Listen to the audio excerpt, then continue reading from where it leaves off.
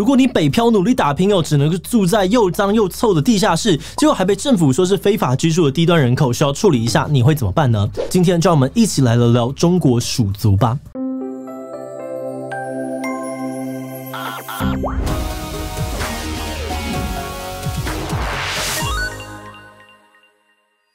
Hello， 大家好，我是志祺。2017年，中国北京一栋公寓地下室的服装工厂失火，当时公寓的外侧窗户都被铁护栏给封死，而且因为通道堆放了太多的杂物，严重的影响了逃生路线，最后造成了19人死亡，8人受伤。而在这个悲剧之后，当地政府也开始了安全隐患大排查。有认为这个大排查其实就是在排除所谓的低端人口。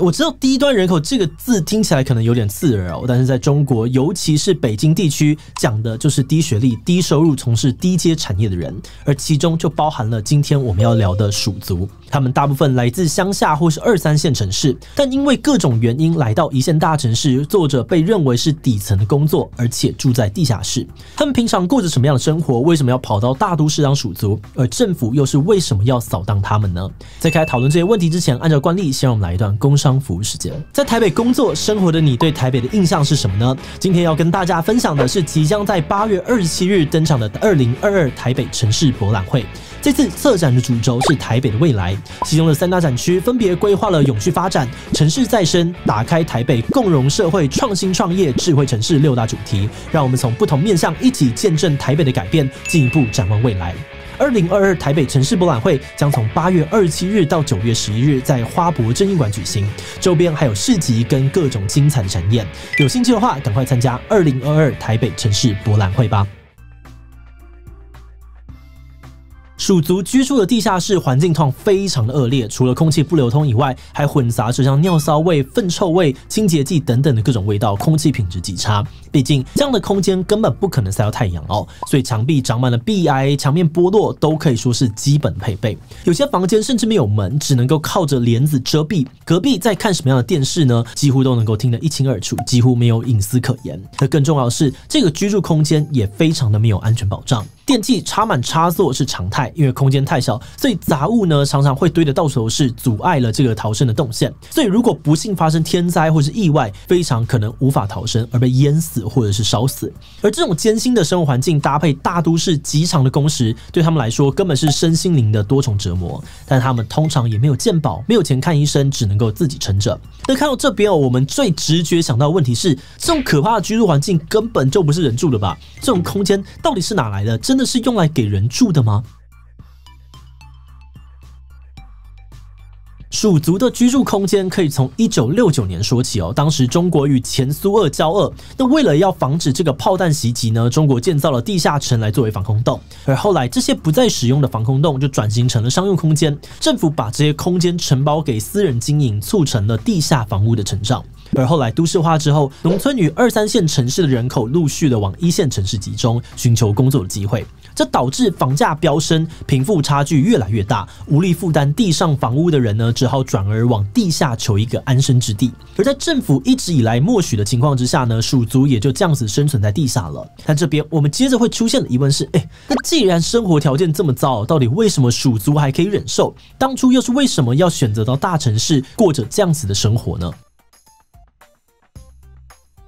鼠族在都市求生存的原因百百种，但大致上面可以分成2个面向：职涯考量跟经济因素。以职涯发展来说呢，乡下地区一般还是以务农为主没有资源，也没有发展空间，没有太多的工作选择，所以很多中国农村的居民为了追寻中国梦，会到大都市寻求发光发热的机会。而且如果幸运的话，在大都市中存活下来以后也可以给孩子更好的成长基础。那这个部分呢，可能跟台湾的状况差不多。大家之所以会往都市挤，多半还是想要图一个翻身的机会。但是中国比较不一样的地方可能是接下来要说的这个经济因素了。这个经济呢，不是说到了这个都市就可以赚更多钱，而是留在乡村有可能真的会活不下去。有些人可能是因为土地贫瘠、收成欠佳，无法继续的靠务农为生；也有些人呢，甚至是因为家乡土地被政府没收，所以干脆跑去都市工作。不过，虽然理想是这样子但中国的户口制度却让这个中国梦没有那么的容易实现。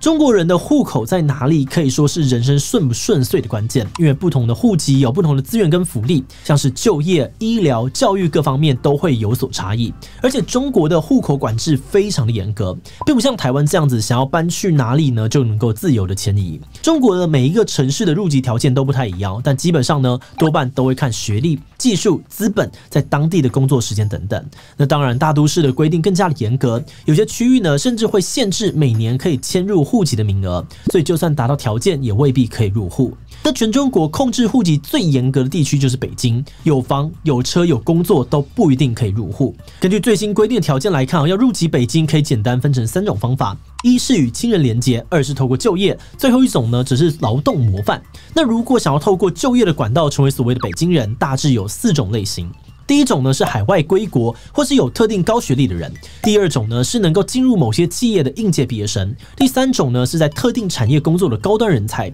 而第4种呢对北京经济发展有一定贡献的商人。这样的条件对属族来说真的不太简单，没有户籍就没有办法享受当地的各种福利或是医疗保险，但他们想要在大都市生活，可能还有更多的挑战。刚刚我们一开始呢有提到，在一场火灾之后，北京政府开始了安全隐患大排查，而这是一个为期40天全面性的大规模行动。官方说，这个行动的目标是要加强社会的安全，维持社会秩序以及都市的产能平衡。那实际的做法呢，就是陆续关闭一些老旧的仓库啊、厂房或者出租公寓，而且断水断电，限期搬家，不准外来人口再留宿。那如果呢想要留下呢，政府也会强行驱赶或者是行政拘留。那这个政策最首当其冲的就是外来的属族以及各种的基层工人，像是建筑工、清洁工、外送员等等。在一些政府文件当中，他们用低端人口来指这些低学历、低收入或从事所谓低端产业的人。有人认为，虽然官方的说法是要强化都市的安全，但他们真正的目标可能是想要借此提升北京高档的都市形象。因为政府当然都很清楚属族的处境，但有这些属族的北京看起来就不太美好。毕竟这是一个指标大城哦，有很多的外国人来来去去，而且当政府把低端人口或者是低端企业的空间清出来，也能够让高科技产业得到更多发展的空间。那看到这边，中国民众对于这样的政策又有什么看法呢？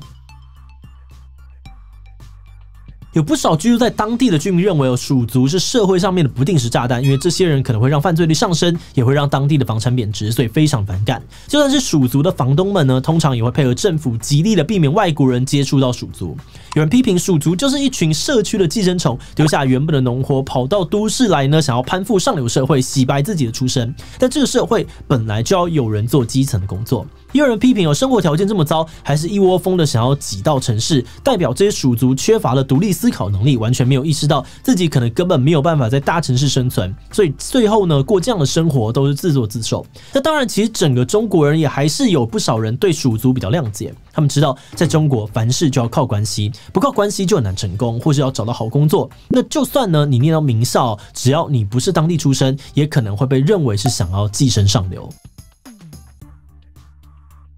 关于属族怎么想这个部分的资料比较难查但这边我们只能分享目前还能够找到的讨论。大部分的属族呢，都是用无奈的心情看待自己的生活，因为早在来到都市之前，他就已经做好心理准备了。不过，也有些比较乐观的人会认为，至少还有地方住，没有沦落街头。而且，虽然都市的生活条件很糟，但赚到的钱还是够他们在乡下过上好日子。也有些人仍然相信呢，政府的政策方向对国家是好的，在今天的中国，一切都有机会。那从2017年的安全隐患大排查之后呢，每年冬天北京政府还是会清理人口，但网络上面的相关消息或是讨论总是很快被消音。尤其在疫情之后，北京的管制更加的严格，被逐出了低端人口几乎没有可能再回北京谋生。而除了北京之外呢，包含了像上海、深圳、福建、浙江等地，也都有效法北京进行人口清理的相关政策。而根据这个2020年台视的报道，当时全中国的属族人数大概有超过100多万人，但实际的数字到底有多少，我们还是很难掌握。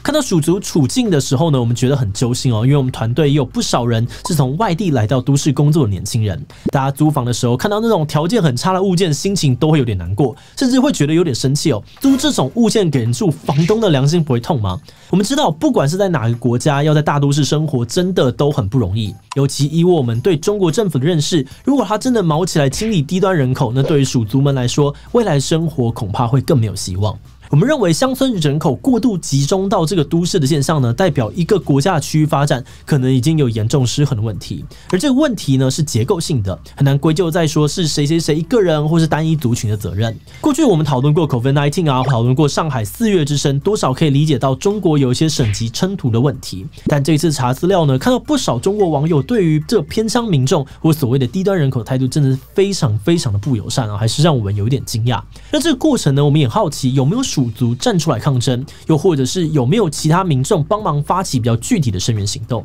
不过，以我们能够查到的资料来说，这部分真的是没有什么看到。那如果你有更多不一样的消息或资讯，都欢迎在底下的留言区跟大家一起分享哦。好的，那最后想来问大家，关于蜀族的生活，你觉得最不能够接受的是什么呢？又脏又臭又没有隐私的生活，我真的不行。比超高的入户门槛，同样是中国人呢，却很像是次等公民，是其他居民的歧视不偷不抢为城市工作，结果被当成是水蛭。替其他留言分享你的想法吧。最后，如果你喜欢今天的影片，欢迎分享出去，让更多人知道中国蜀族的生活。此外呢，可以点这个地方看上海的4月之声以及河南银行事件。那么今天的这集7就到这边告一段落，我们就明晚再见喽。